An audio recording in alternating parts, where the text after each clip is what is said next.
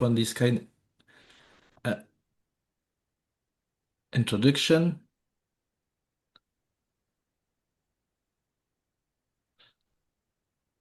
Okay. Okay. So let's start. First, I would like to thank you, Tracy and Stephanie, for giving me the opportunity to present the work I am doing on Wolfram syndrome with my group in Montpellier. And first, I would like to apologize for my French-English accent. And if I say something that is not understandable, please do not hesitate to interrupt me. And I will do my best to be more clear in my explanation.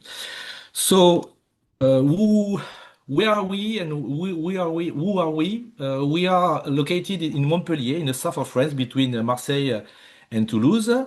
And I am a research director. Uh, I will put this because I don't see. Yes. So I am a research director at the Inserm. Inserm is the French National Institute of Health, and I am working on Wolfram syndrome for more than 15 years now.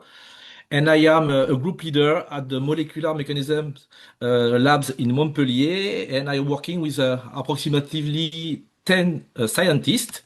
I have collaborating with Elodie Richard, which is a senior researcher at Inserm, similar as me. Sylvain Bartolami, which is an associate professor. Johan Meunier and Hernan Dieguez, which are postdoctorate.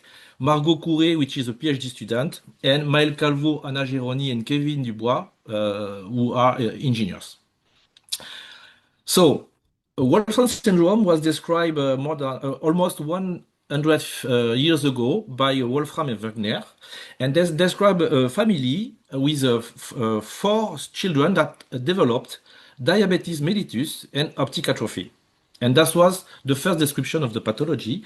And 10 years later, other groups describe the same families with these two symptoms, plus two other one, diabetes insipidus and deafness. And this was the name of the pathology from this time, DID-MOAD, diabetes insipidus, diabetes mellitus, optic atrophy, and deafness. But with time, clinicians that explore novel patients describe other symptoms such as irregular breathing, seizure, depression, sleep disturbance, renal tract abnormalities, kidney failure, bladder atony, and malhypogonadism, and peripheral neuropathy. Unfortunately, no treatment is available, and the patient are suffering a lot of symptoms that impair their quality of life, of course. When the clinician look at the symptoms, they thought that the mitochondria, the powerhouse of the cell, may be responsible for the disease, and they say that maybe Wolfram syndrome is a mitochondriopathy. But the identification of the gene in 1998 and the localization of the protein in the endoplasmic reticulum, which is the factory of the cell that produces proteins, challenged this hypothesis and generated a paradox.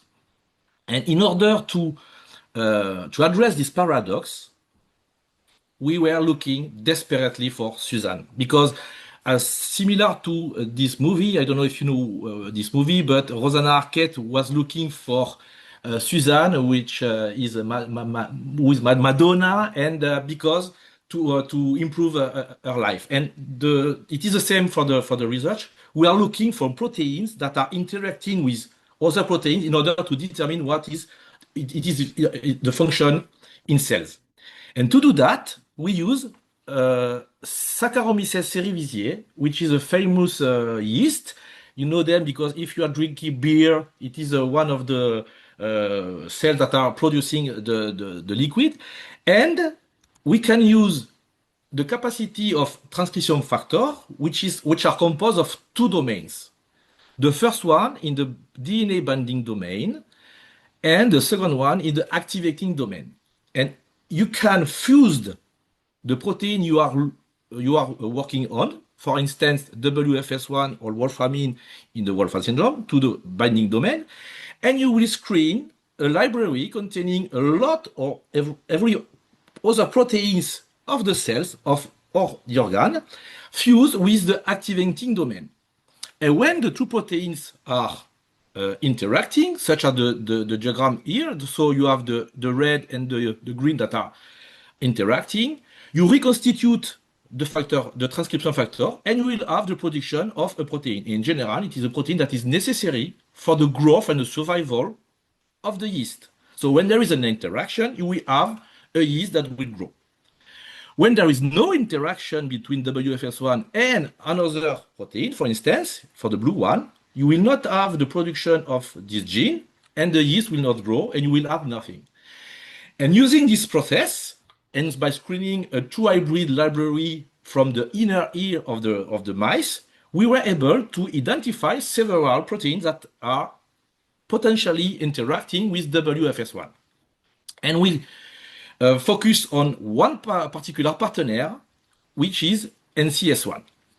So as you can see, WFS1 is interacting with NCS1, but what is NCS1? NCS1 is the neuronal calcium sensor 1. It is a protein that is expressed in the cytoplasm of the cell, and it regulates the neurotransmitter release and the synaptic function of the neurons. That is why it is a neuronal calcium sensor. It is also modulating ion channels and receptors in the cells, such as IP3 receptor. Its role is very important in the neuroprotection, the cell survival, and the stress responses. And what is interesting is that there are some NCS1 modulators that can be used in chemotherapy, such as vincristine, or a mood stabilizer like lithium. And mutation in the gene leads to autism spectrum disorder, which highlight the very important role of the protein in the cell physiology. But what is very important is that NCS1 is able to interact with another friend, which is called IP3 receptor. What is IP3 receptors? IP3 receptors is a calcium channel that allows the calcium transfer from the endoplasmic reticulum there to the mitochondria there in green, in a structure of the cell that is called MAM, or mitochondria-associated endoplasmic reticulum membranes. And why it is important? In fact, I said earlier that the endoplasmic reticulum is the factory of the cell, but it is not only the factory of the cell. It is also the tank of calcium, one of the main ion important for the cell functioning and survival. And we demonstrated that WFS1 is linked to the IP3 receptor through NCS1, which is a positive modulator of the IP3 receptor.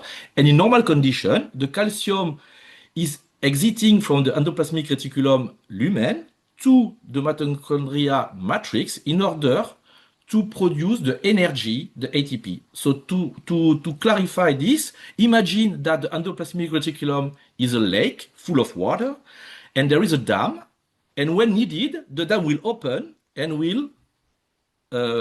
the water will come to the powerhouse and will generate energy. And in the cell, in the neuron, it participates to the cellular homeostasis and the good health of the cells. What is going on in the Wolfram pathology? In the Wolfram pathology, we have no expression or no function of WFS1, which leads to a decrease of the protein level of NCS1, and this will impair the calcium transfer from the endoplasmic reticulum to the mitochondria, and the energy will be lower. So imagine again the lake and the dam. The dam is not opened very well, and the powerhouse will not deliver enough energy to the cell, and the cell will die. Okay, so the role of WFS1 is to protect NCS1 in order to foster the calcium transfer from the endoplasmic reticulum to the mitochondria.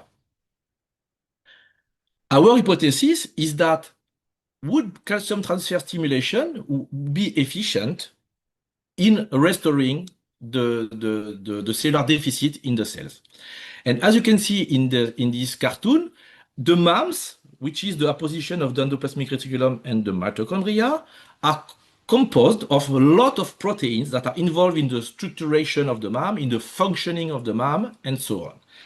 And we focused on two proteins of the MAMs, NCS1, and I talked why before, and also the sigma-1 receptor. So why the sigma-1 receptor? The sigma-1 receptor is a chaperone of the endoplasmic reticulum, a transmembrane protein that is involved in the cell survival by preventing cellular stress.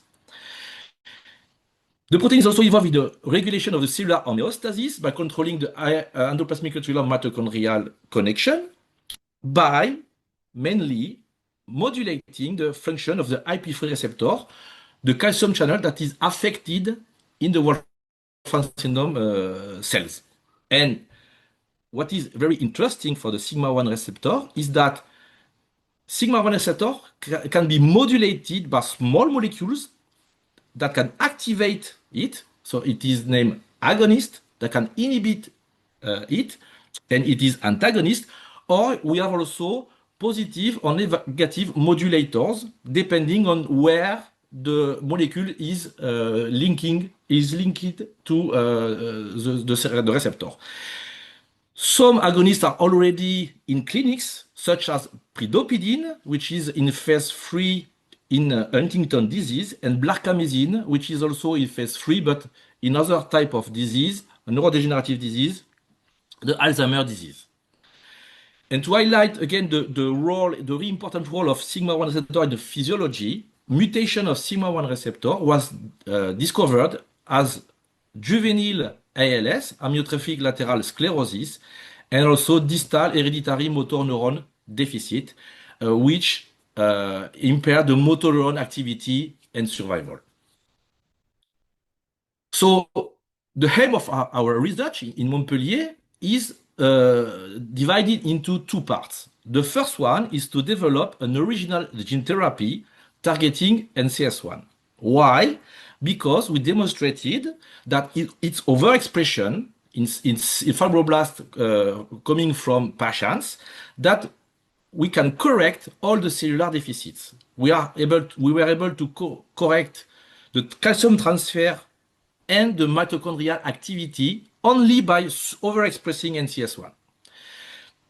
The aim is to do it in the majority of the organs in the patients, and to do that, we decided to use a self-complementary AAV9 vectors. Self-complementary because it is, in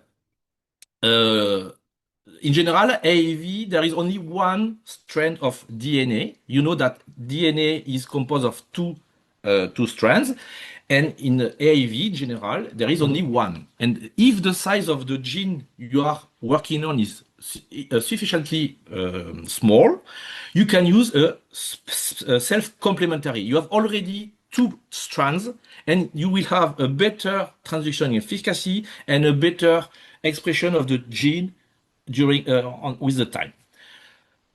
We plan to do a systemic administration in order to transduce the majority of the organs in the patients. And you have in this cartoon the proposed experiment. We will produce vectors with NCS1 inside there, and we will inject this to patients, and the viruses will disseminate into the organism, and we bring the expression of NCS1 at a physiological level, hoping that this will restore the functionality of the MAMs into the cells. The other aim of our research is to develop a pharmacological therapy. This one is targeting sigma-1 receptor, the chaperone of the endoplasmic reticulum, because we demonstrated that we can boost the calcium transfer from endoplasmic reticulum toward the mitochondria using agonist, and you will see evidence after. The pharmacological therapy will rely on the use of small molecules that will be administered orally, such as a pill that you can see in this image. So, to do that, the proof of concept, we decided to use a specific model, the zebrafish. So, what is the zebrafish? The zebrafish is a small fish, tropical fish, that is originally found in eastern India and is native to the southeastern Himalayan region. Okay, this is in the normally habitat of the fish. Zebrafish can live over 5 years and grow up to about 65 millimeter in size. So it is a small fish. It is omnivore and is feeding on the small organism found in the slow-moving waterways where there are five-år living. What it is interesting is that in the laboratory, we can use the zebrafish as a model of rare genetic diseases. For instance, it is an easy husbandry and a rapid and external development. You have to know that zebrafish larvae at 5 days post-fertilization, so 5 days after the birth, the larvae have all the organs and are capable of eat, swim, breathe, and so on at 5 days post fertilization. So in 5 days, you have a living model organism, and you can do a lot of experiment on that. It is cost effective compared to the mice, rats, or guinea pig that we are currently using in research, and it has a good homology with the human genome, with 70% approximately of homology. And if we are looking at genes that are involved in pathology, we have 45% of homology. So it is 9 to 10, we have a gene that is expressed in the zebrafish genome. So if you are looking on a genetic disease, you will have probably an ortholog in the zebrafish genome. And you can realize also very easily forward and reverse genetics. So for us, it was a very good model to realize high throughput scraping of compound or genes. There are a lot of advantages in working on zebrafish, but there is a disadvantage. For instance, the genome was duplicated a long time ago, and the majority of the genes are expressed under two forms, the A and the B. And we ordered two zebrafish with point mutation at the Wellcome Sanger Institute through the Zebrafish Mutation Project. We decided to order zebrafish with a point mutation that will allow the production of a protein that will be truncated and should be not functional. And when we cross these two zebrafishes, in fact, we obtain a WFS1 zebrafish without any functional WFS1 protein. And the first thing we did was to phenotype the fish in order to obtain a readout for our screening. How do we did that? In fact, we used a zebra box. And why? We can put one zebrafish in each well of the 96 plate well, as you can represent it there. And we put this plate into a zebra box. And this zebra box will record the swimming capacity of the zebrafish during 1 hour, for instance, okay? And you can analyze the swimming capacity of the fish, each fish separately, during different phases. The first phase is the off phase, as you can see there in black, and the fish are placed in the dark for 30 minutes in order for them to acclimatize to their novel environment. Then we turn on the light there, and you can see that there is a clear freezing of the animals. They are not swimming anymore. When you turn off the light again, you can see that there is an increase in the swimming capacity of the zebrafish, and we are repeating this cycle on and off once more. In black, you have the behavior of a white type zebrafish with no problem. And you can see that there is a normal phenotype with lot of swimming, and when you are turning on the light, a freezing. And in red, you have the zebrafish with no WFS1 protein produced and with loss of function capacity. So as you can see, there is an hyper-locomotion in the dark phase for the WFS1 knockout zebrafish, suggesting that there is an increased anxiety or alteration of the vision and so on. So we use this phenotype in order to determine if first, excuse me, the gene therapy approach using NCS1 is correct or not. To do that, we micro-inject in the one cell oocyte zebrafish egg the NCS1 messenger. And as you can see in this graph, we observe a clear reduction of the swimming capacity in the dark condition, so the hyperlocomotion, when there is an expression, overexpression of NCS1. Okay, this is the quantification then, and you can see the profile of the experiment there. The red, the untreated animal, and in blue, the overexpressed NCS1. So this first experiment seems to demonstrate that NCS1 overexpression corrected the hyperlocomotion of the mutated larvae. If you remember what I said earlier, this calcium transfer between the endoplasmic reticulum and the mitochondria is necessary for the mitochondrial physiology. And what we did was to measure the activity of all the mitochondria in the zebrafish larvae in the living animal. And to do that, we use an apparatus which is called seahorse. And using different drugs that will block different processes in the mitochondria, we can measure different parameters of the mitochondria, such as the basal respiration, the ATP-linked production, the maximal respiration, the proton link, which is the leakage of the proton from the mitochondria, and the non-mitochondrial respiration, because not all the respiration in a cell is due to the mitochondria. And as you can see, there is an increase in the basal respiration, ATP production, and maximal respiration that is completely reversed by the overexpression of NCS1, suggesting that overexpressing NCS1 may be a good way to reverse the deficit in the Wolfram syndrome cells. And the conclusion is that ancestor overexpression alleviated the mitochondrial impairment of the larvae. And now we are working on mice model of WFS1 in order to validate the proof of concept obtained in the zebrafish with our gene therapy approach.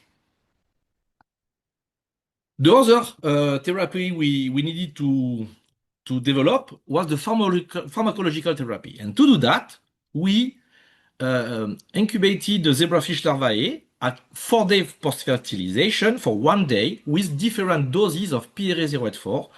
PRA084 is a prototypic agonist of sigma-1 receptor. So it will boost the activity of the sigma-1 receptor. And what we did, we treated the larvae using an increased dose of PRA084. And as you can see there is still this hyperlocomotion that is reduced by an increasing dose of PRA084, and you have there a complete reduction of this hyperlocomotion, suggesting again that activating sigma-1 receptor is indeed efficient in reversing the phenotype. So it seems that PRA084 at 10 micromolar completely restore the larvae hyperlocomotion. Unfortunately, PRA084 is we cannot use this molecule in human clinic because it was developed 30 years ago and is in the public domain. So we cannot use it in clinic. But we can develop or identify other sigma-1 receptor agonist or modulator. To do that, we initiated a collaboration with the Laboratoire d'Innovation Thérapeutique in Strasbourg in Paris in order to screen repurposing drugs that maybe have a potentiality to modulate sigma-1 receptor.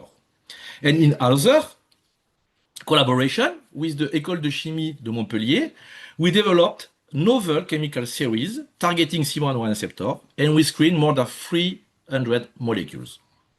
Our aim was to treat the animals at 4 days post-fertilization for 1 day and to realize the visual motor response experiment, such as what I show you before. And the PRA084 was green, it was okay, but we can have drugs that are very bad, that can kill the larvae, or very good, that can restore very efficiently the phenotype. And we are looking for these molecules to the right. So how do we proceed? We treated the animals in groups of 10 or 20 animals, and then we put it one by one in one well of a 96 well plate.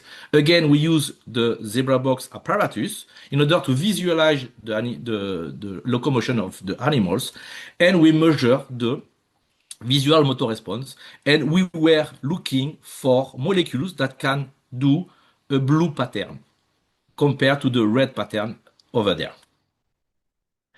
The screening of these molecules led us to identify one repurposing drug, which is called convolamine, which was demonstrated to be an efficient positive modulator of the sigma-1 receptor.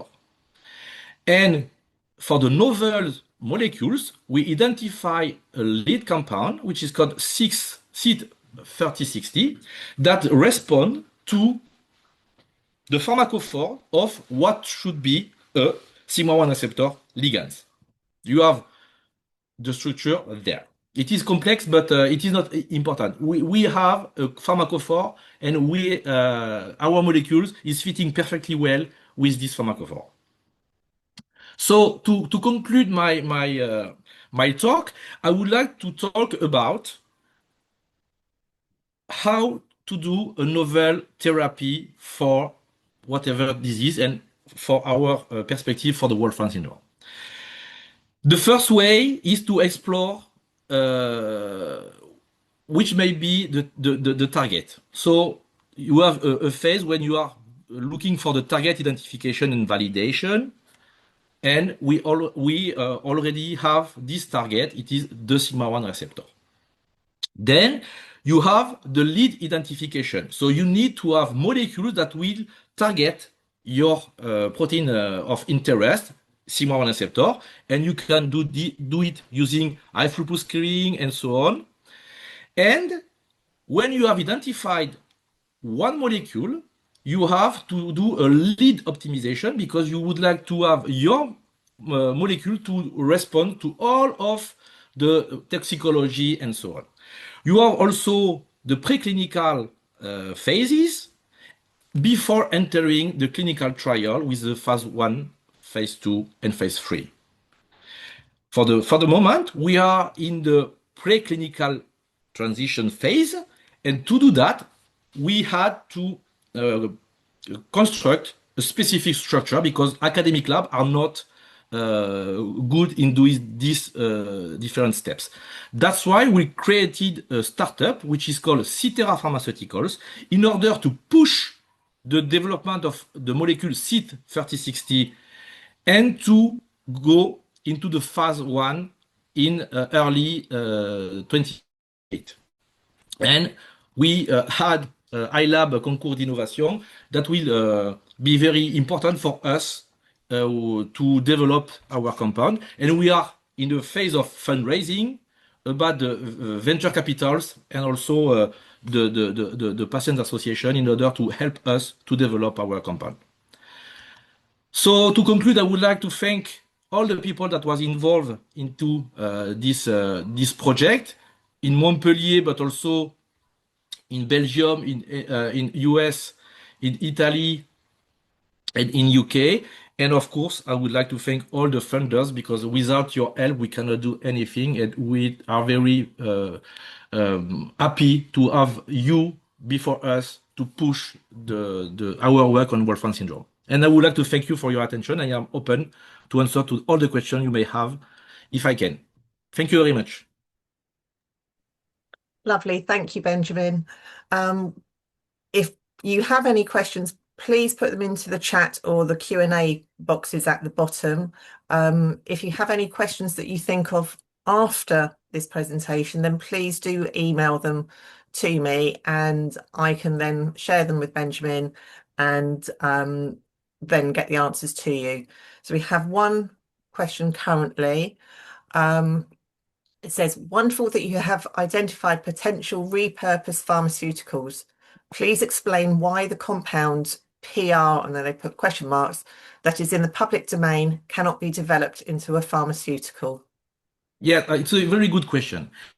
Uh, when you are going to a company and that the company will invest millions our work on Wolfram syndrome. And I would like to thank you for your attention. I am open to answer to all the questions you may have if I can. Thank you very much. Lovely. Thank you, Benjamin. Um, if you have any questions, please put them into the chat or the Q&A boxes at the bottom. If you have any questions that you think of after this presentation, then please do email them to me and I can then share them with Benjamin and then get the answers to you. So we have one question currently. Um, it says, wonderful that you have identified potential repurposed pharmaceuticals. Please explain why the compound PR, and then they put question marks, that is in the public domain cannot be developed into a pharmaceutical. Yeah, it's a very good question. Uh, when you are going to a company and that the company will invest millions and millions of dollars of euros to develop a compound or to use a compound. They love the intellectual property because without intellectual property, you will not have a security enough to have the money going back to you. And you cannot use PRA084 because everybody can use it. And a company will not put money in a compound without intellectual property. That is why we need to have our own compound with a very strong intellectual property with patents. This is the problem with the PRA 084. Lovely, thank you. We have another question coming in. She says, thank you, makes perfect sense. So, and someone said, it's like open source code.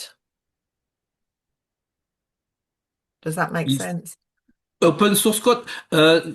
No, because open source is yes, it is similar to an open source because when Tsumping Su generated the PRA084, he addressed this molecule to the community without thinking that maybe it could be important for the clinical application. So when you are creating an open source and you are giving this to the community, it is similar. But if you would like to develop a therapeutic compound, you need to protect the compound by patenting first, and then to go to talk to big pharma in order to see if they are interested or not. So it is similar, but the open code is